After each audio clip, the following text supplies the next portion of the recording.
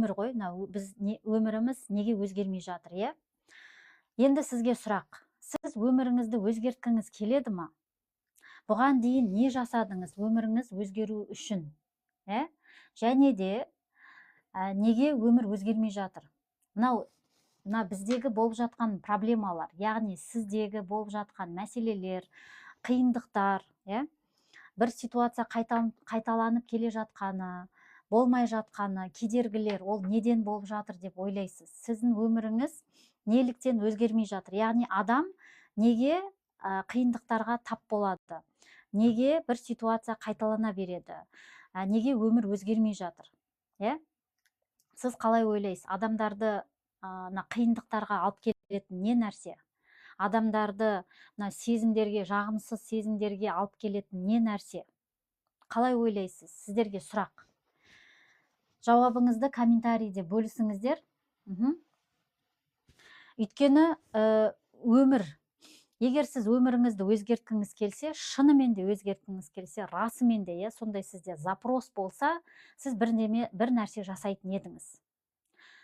Құрдан құр ойланып, армандап, жай ғана қиялданып сөйте берген болсаңыз, бірақ әрекет жасамасаңыз, ол да болмайды, өмір өзгермейді одан. Ал енді эффективті, тиімді болу үшін не істеуіміз керек? Сіз қалай ойлайсыз, неге адам қиындықтарға тап болады? Неге? Неге жағымсыз сезімдерге тап болады? Неге өміріңіз сондай бір қазіргі таңда, қазіргі уақытта, дәл қазір, сол белгілі бір дәрежеге келіп тұрсыз, тоқтап тұрсыз. Өміріңіз өзгермей жатыр. Алға жылжымай жатырсыз. Неге, осындай сұрақты өзіңізге қойып көрдіңіздер ме? Сіз өзіңізге сондай сұрақ қойып көрсеңіз, ответтер, яғни жауаптар ішіңізде. Соның бірі надандық. Яғни адамның өмірі неге өзгермей жатыр? Адам неге бір мынандай деңгейде, бір уровеньде тұрып қалды? Өйткені надандық, білмейді. Білімсіздік, надандық. Надандық деген надандық деген сіз қалай түсінесіз? Надандық. Әр адамның көзқарасы, түсінігі, тәжірибесі әртүрлі. Сол тәжірибесіне қарата, көзқарасына қарата шешім шығарады. Ал енді, егер сіз расымен де өміріңізді өзгерткіңіз келсе, қыздар, жігіттер, эфирді қараңыз, эфирде қалыңыз. Мен бөлісемін өзімнің тәжірибеммен, және де жалпы оқыған-тоқығанмен бөлісемін. Енді жаңа мен сұрақ қойдым, сіз өміріңізді өзгерткіңіз келеді ма? Сұрақ. И комментарийде жазыңыздар. Кім өзгерткісі келеді? Егер де өміріңізді өзгерткіңіз келсе, мен қазір немен бөлісемін? Әдіспен бөлісемін, Парақшаға тіркеліңіз, сақтап алыңыз, бөлісіңіз, поделицаны басып қойыңыз. Ал енді біздің өмір, жалпы өмір деген сіз үшін не? Метафора. Өмірге бір сөзбен қандай метафора берер едіңіз? Өмір мен үшін деп қалай жалғастырасыз? Сіз өміріңізге қандай атау беретін едіңіз? Сіздің өміріңізді бір сөзбен сипаттаса, қандай не беретін едіңіз? Сипаттама беретін едіңіз? Менің өмірім, жалғастырыңыз. Өміріңізді қалай сипаттар едіңіз? Міне осы жерде адамның көзқарасына, тәжірибесіне, наным, сенім, убеждениясына, установкасына байланысты метафора айтады, яғни атау береді өміріне. Өмір күрес, өмір қиын, өмір әділетсіз, өмір тағы не? Қиын деген секілді. Мысалы, осындай атау берсеңіз, яғни осындай метафора берсеңіз өміріңізге, өміріңіз дәл сондай болады. Өміріңіз дәл сондай болады. Яғни, өмір күрес деген болсаңыз, сіздің өміріңізде демек күрес көп. Сіз қазіргі таңда күресіп жатырсыз өміріңізбен. Қиын деген болсаңыз, өміріңіз қиын. Өмір әділетсіз деген болсаңыз, өміріңізде әділетсіз жағдайлар көп болады. Бұл нені білдіреді? Бұл жақта, сұрақ деген, не үшін қойдым мен бұл сұрақты? Өмір сіз үшін не? Осы сұрақты өзіңізге қойып көрген кезде, қандай жауаптар шықты? Бұл сіздің шектеуші установкаларыңыз, яғни шектеп тұрған нәрселеріңіз да. Шектеу, іштегі шектеулер. Сіз қандай, мына өміріңізге қандай атау бересіз, сол өміріңізде сондай рөлді атқарады ғой. Дәл сондай болады. Енді бұл жақта әркімнің көзқарасы әртүрлі. Ой, мүмкін емес, ой, онша емес нәрсені айтып жатыр, ол қалай сонда деген секілді болуы мүмкін. Біреулеріңіз ойланып қалуыңыз мүмкін, иә. Әркімнің несі әртүрлі. Дұрыс емес деген нәрсе жоқ. Просто факт, бұл факт. Сіз өміріңізге қандай атау бересіз? Өмір сіз үшін не деп ойлайсыз? Сол сіздің өміріңізде болады. Сол сіздің өміріңізде көрініс табады. Бұл нені білдіреді? Бұл сіздің іштегі шектеулер, іштегі убеждениялар, яғни наным сенімдер, бағдарлама, установка, бұл қаяқтан келіп жатыр? Бұл өткен шақтан келіп жатыр. Өткен шақтағы, яғни балалық шақтағы бізге жазылып қалған программалар, біреуден естіген, біреуден көрген, ұққан, соның барлығы түп санамызда жазылып келді, әлі күнге дейін тұр. Яғни уақыт деген жоқ та мынау сананың түбінде. Уақыт деген жоқ. Программа деген не ол сонда, бағдарлама. Сол бағдарламаға сәйкес өмір сүресіз. Яғни өмір күрес деген сізде бағдарлама жазылған болса, тек қана күресті сіз көре бересіз. Ол қайдан келді? Ол біз балалық шақтан келіп жатыр. Балалық шақта, яғни сіз ата-анаңыздан не нәрсені көп еститін едіңіз, Мысалы, ата-анамыз не жайында сөйлесетін еді? Ой, өмір деген бұндай, өмір деген мынандай, Сондай сөздерді көп естіген болсаңыз, біз баламыз ғой. Бала оны ата-ананың айтқанын дұрыс деп қабылдайды. Өйткені ата-ананың сөздері, ісі бәрі авторитет көреді. Сонда ата-ана дұрыс деп айтады, ойлайды. Яғни бізде балада логика жоқ қой. Біз бәрін қабылдай береміз. Әсіресе үлкен адамдардың, әсіресе бізге жақын адамдардың. Ол біздің ата-анамыз, туысқандарымыз, бауырларымыз, соның бәрін біз естиміз, көреміз, соның барлығын есімізде. Яғни сананың түбінде қала береді. Ал түп санада уақыт деген жоқ. Сіз 20 жыл бұрын, 40 жыл бұрын, 50 жыл бұрын естіген, көргендеріңіз бәрі жазылып тұр да, жерде. Сонда бұл уақыт өте келе біз жасымыз өсе береді, яғни біз физикалық тұрғыдан өсе береміз, 20, 30, 40-қа келе береміз, 50-ге, 60-қа тіпті 70 кете береді. Бірақ біздің мынау программа, бағдарлама өзінің несін атқарып жатыр, қызметін атқарып жатыр. Яғни сценарий, көрдіңіз бе? Сонда біздің өміріміз неге өзгермей жатыр? Дәл солай дейді. Өмір неге өзгермей жатыр? Надан болып жатыр. Біз наданбыз. Яғни надан екенімізді мойындамаймыз да, даже біз білмейміз, білмейтін нәрсеміз көп та. Ал осындай сөздерді естіген кезде, көрген кезде, мүмкін емес, өтірік айтып жатыр, далбаса, қоя салшы деген автоматты реакциялар, автоматты ойлар шығады. Неге? Өйткені біздің эгомызға жаман тиіп жатыр ғой, эгомыз көтере алмайды да.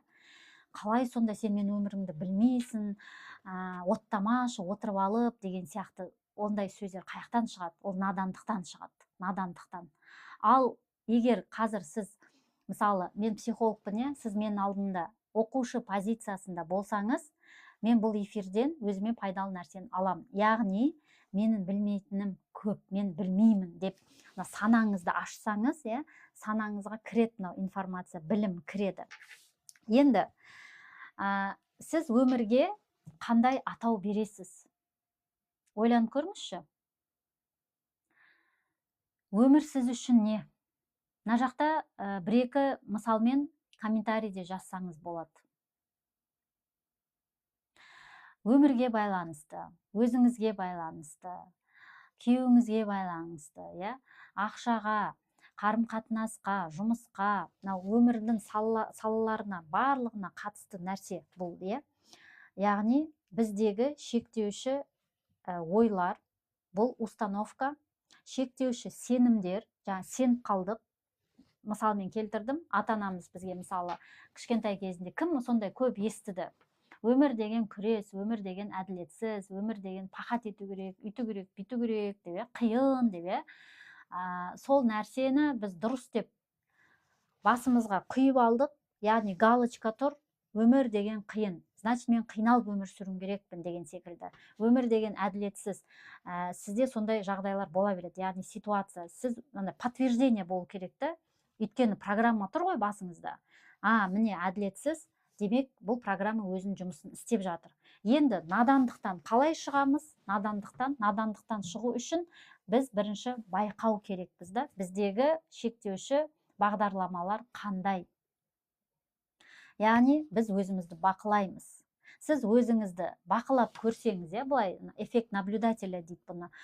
Эффект наблюдателя, яғни өзіңізді сырттан қарасаңыз, қалай өмір сүріп жатырсыз, не істеп жатырсыз, қандай сөздерді айтасыз, қандай убеждение, неге сенесіз, қандай установкаларыңыз бар, қандай әдеттеріңіз бар, нені істейсіз, яғни автоматты әрекеттеріңіз қандай, автоматты ойларыңыз қандай, соны байқай бастайсыз. Эффект наблюдателя, яғни сіз өзіңізді со стороны, яғни сыртыңыздан қарайтын болсаңыз, осылай, сыртыңыздан қарап көрсеңіз өзіңізге, қалай өміріңіз, қалай болып жатыр.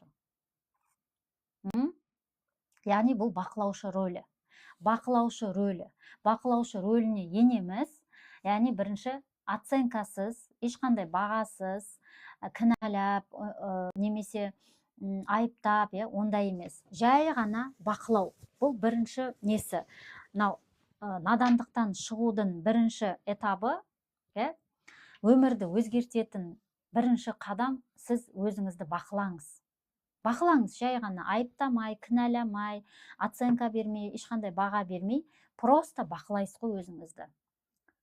Таңнан кешке дейін не істейсіз, қандай ойларды ойлайсыз, қандай убежденияларыңыз бар екен, наным сенімдер, қандай установкаларыңыз бар екен, өмірге деген көзқарасыңыз қандай, өмірге деген атау қандай бердіңіз, не бердіңіз, өзіңіз жайында не ойлайсыз, күйеуіңіз жайында не ойлайсыз, өмір жайында не ойлайсыз, басқа адамдар жайында не ойлайсыз, мына жақта нені айналдырып жатырсыз күннен күнге.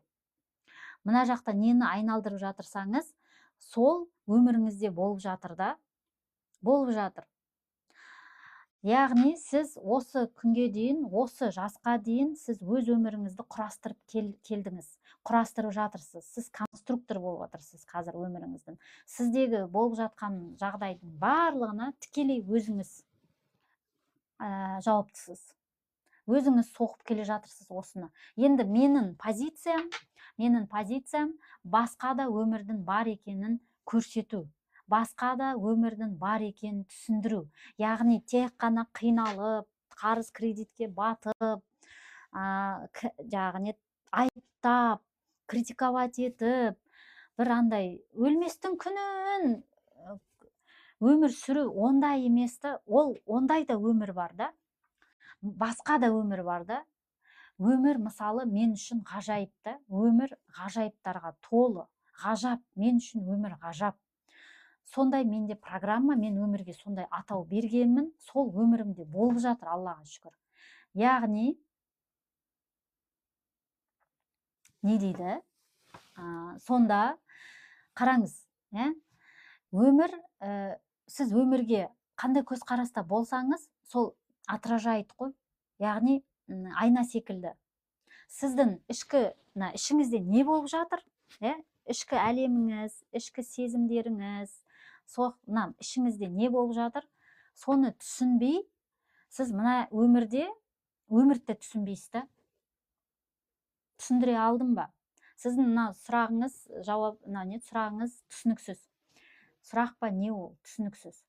Яғни, бұл жақта басқа да өмірдің бар екенін түсіндіру, көрсету, ұғыну.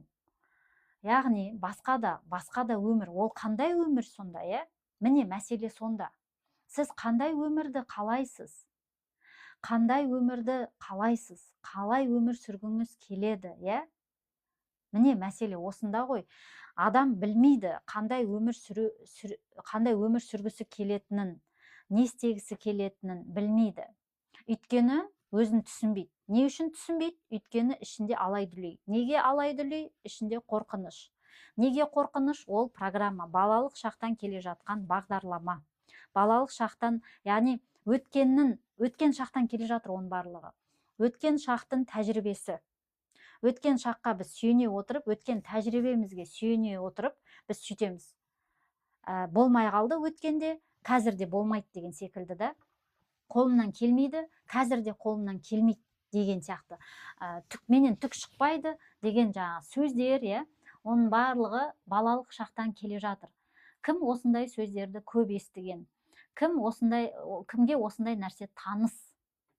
Егер сізге осы нәрсе таныс болып жатырса, өзіңізді байқап көріңіз.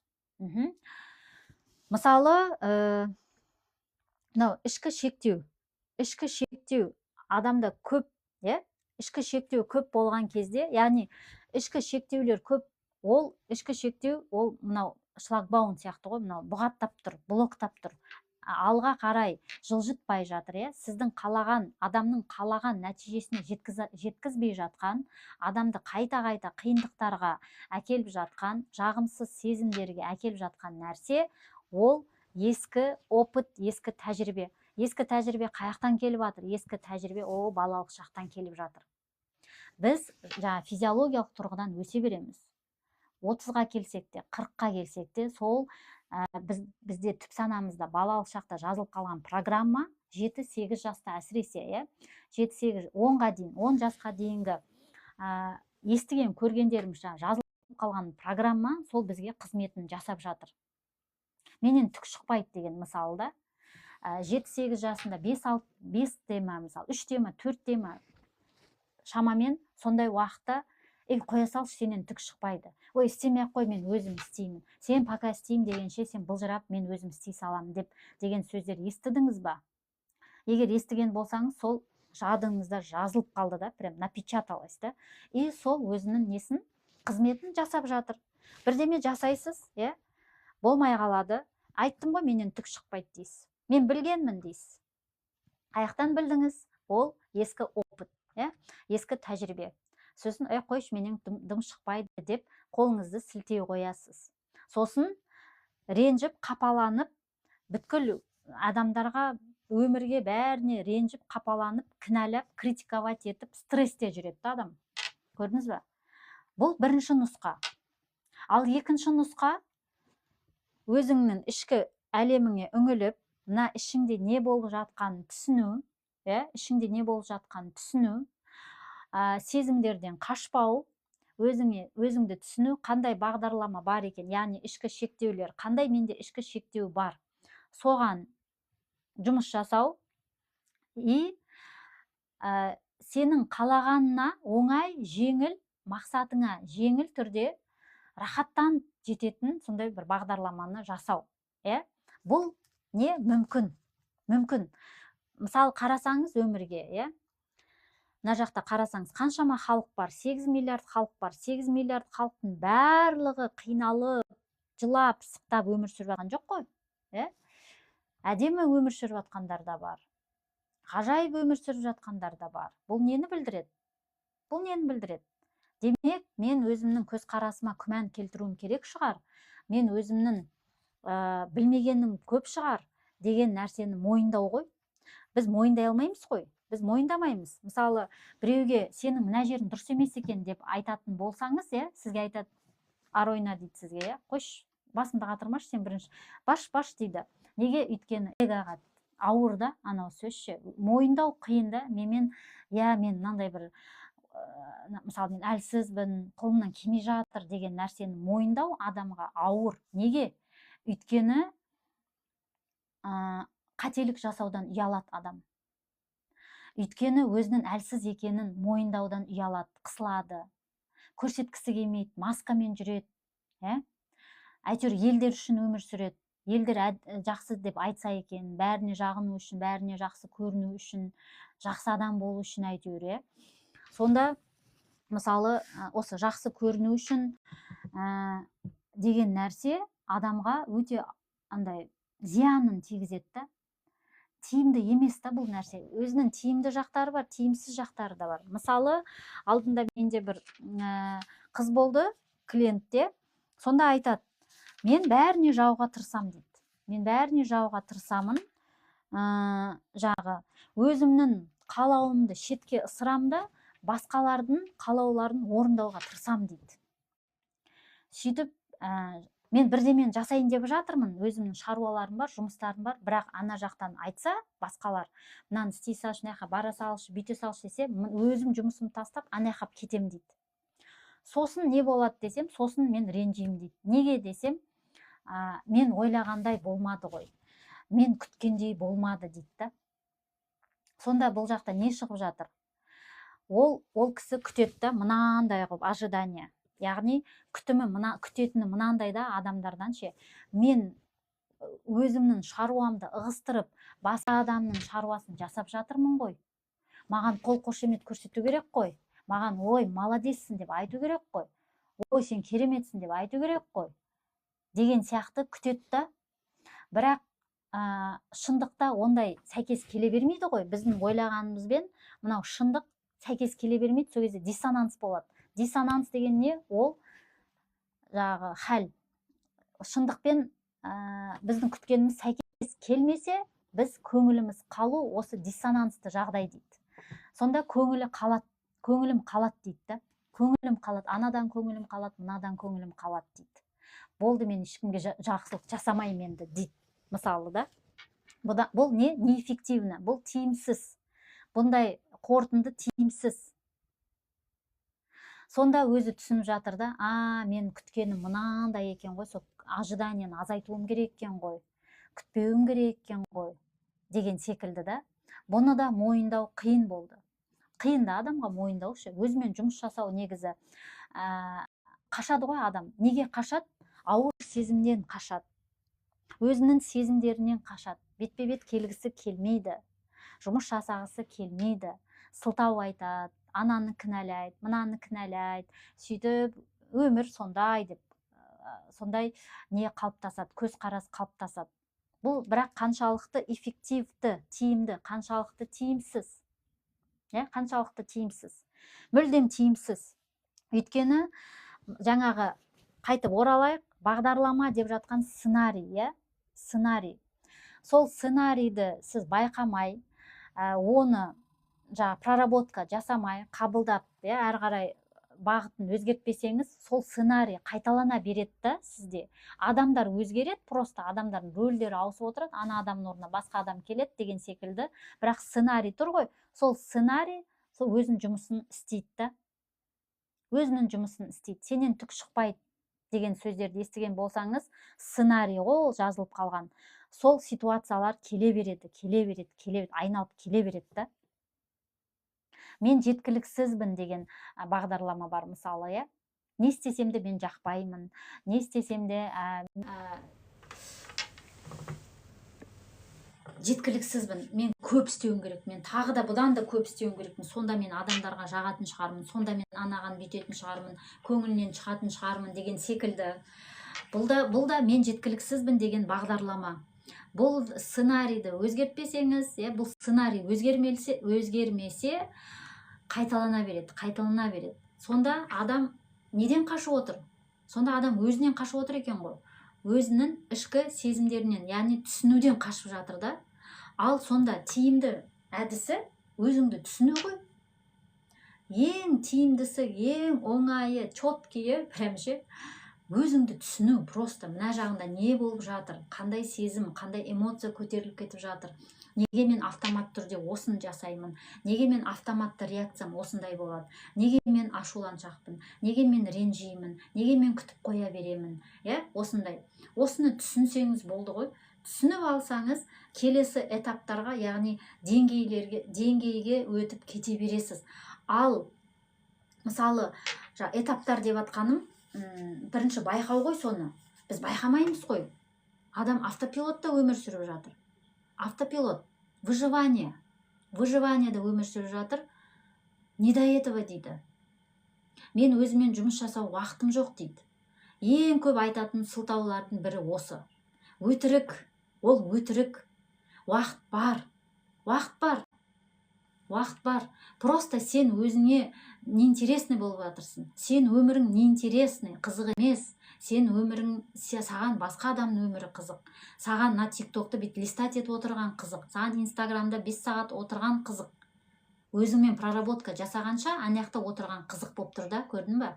Сонда уақыт жоқ, уақыт деген тола, уақыт деген жетеді, сылтау, мен өзімен жұмыс істей алмаймын, сылтау, анау сылтау, мынау сылтауда адам тірі кезде сылтау бітпейді екен. Енді бұмен не айтқым келеді? Мен жаңағы жалпылама айтып жатырмын, ал енді бұның әдісі бар. Әдісі, яғни методы бар. Оңай, жеңіл, өз-өзіңізге проработка жасап кете алатындай, соны мен түсіндіремін. Мастер-класста түсіндіремін. Мастер-классқа шақыру эфирі бұл. Мастер-класс, так, мен жазып қойып едім, қаншада? Бүгін так 26-сы. Так. 29-ында болады мастер-класс. Енді ол мастер-класс ол не ол, Мастер-класс дегенім қазір мен сізге түсіндіріп жатырмын ғой, Соны мен сабақ секілді өтемін. Яғни тікелей қатысушылармен өтемін. Онлайн форматта, Zoom-да кездесеміз. Zoom-да. Сол Zoom-да сіздегі мәселені, сіздегі бағдарламаны айтасыз. Соны біз разбор жасаймыз, былайша айтқанда. Разбор, қандай бағдарлама, қандай мәселе, қандай проблема, қалай жасаймыз, жаңа мен әдісін бөлісемін деп айттым. Сол әдіспен, мысалмен түсіндіремін. Мынаны бүйтеміз деп. Сөзі өзіңіз түсініп аласыз да. Өзіңіз түсініп алып, өз-өзіңізге проработка жасайтындай боласыз да. Түсініп алу ғой мәселе. Енді соны кім түсінгісі келеді? Кім өзімен жұмыс жасағысы келеді, Мастер-классыма шақырамын. Мастер-класс ақылы болады, қымбат емес, қолжетімді бағада.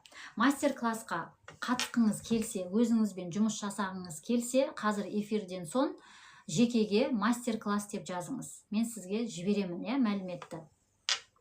Енді сұрақтарыңыз болса қойыңыздар, Қандай сұрақтарыңыз бар? Не түсіндіңіз бұл эфирден? Кішкене уақытқа, аз ғана уақытта кім не түсінді? Бірдеме түсіне алдыңыз ба? Әлде сұрақтарыңыз бар ма?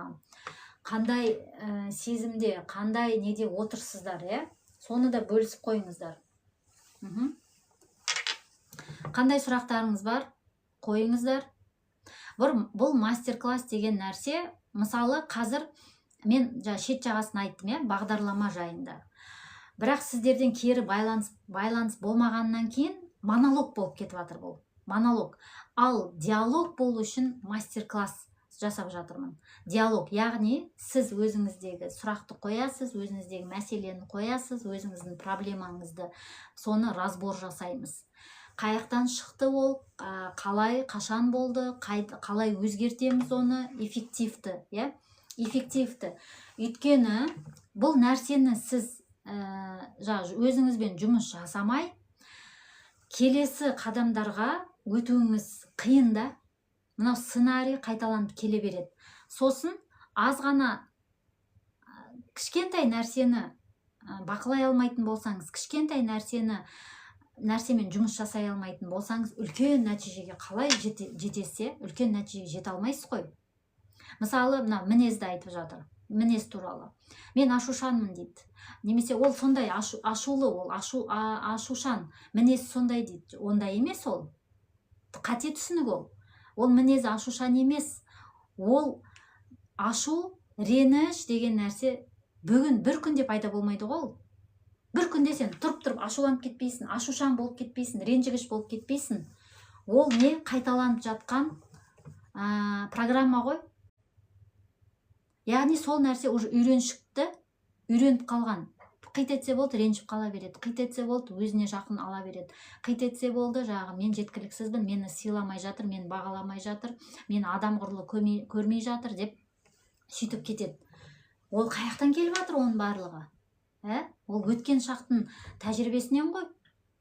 Сөйтіп сол анандай сезімдерден қашып, өзінің эмоциясын, сезімін түсінбегеннен кейін оны жабады, бетпе-бет келмейді, қашады, ауыр сезімнен қашқаннан кейін ашуланып, сөйтіп эмоциясын проживать ете алмайды. Не прожитый эмоция, яғни іште сақтала береді.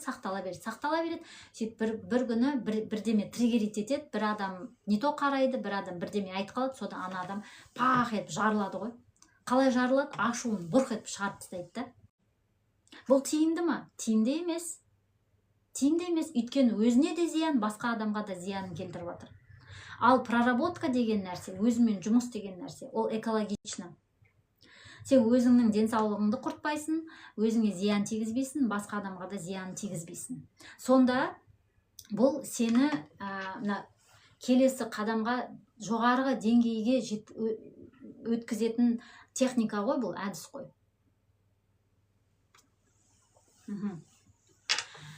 Сол, в общем, мастер-классымда күтемін, бұл мастер-класс мощный енді, қыздар. Өзіңізді өзіңіз түсініп бастайсыз. Например, сіз өзіңізді түсінбесеңізше, сізді ешкім түсінбейді.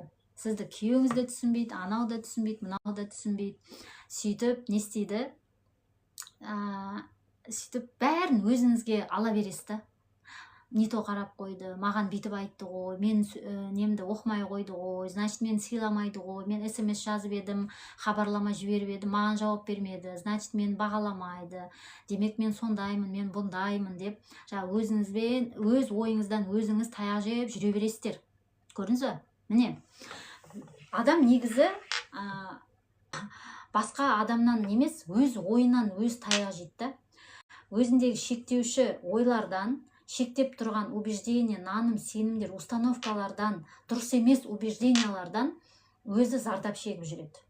Яғни, сырттан іздеудің қажеті жоқ та, мәселен барлығы өзіңізде, ішіңізде. Просто соны түсініп алып, бүйтіп реттеп алу керек та. Ал реттеу үшін ол ішіңізге үңілу керек. Ол жалғыз өзіңіз істей алмайсыз соны. Жалғыз өзіңіз қиынырақ болады, нудно болады. И не болады жаңағыдай, дұрыс па, дұрыс емес па түсінбейсіз. Ал сырттан қарап тұрған кезде, яғни өзінің маманына барсаңыз, маманмен бірге жұмыс істесеңіз, бұл более эффективный, яғни тиімдірек болады. Сіз қаншама уақытыңызды, энергияңызды, ақшаңызды үнемдейсіз. Көрдіңіз бе? Ал жақсы, онда бүгінгі эфир сізге хайырлы болсын. Мастер-класста күтемін. Мастер-классқа қатысамын, өзімен жұмыс жасаймын дегендеріңіз қазір эфирден соң жекеге мастер-класс деп жазыңыз, мен сізге толық мәліметті жіберемін. Жақсы, онда келесі эфирде жолыққанша сау болыңыздар.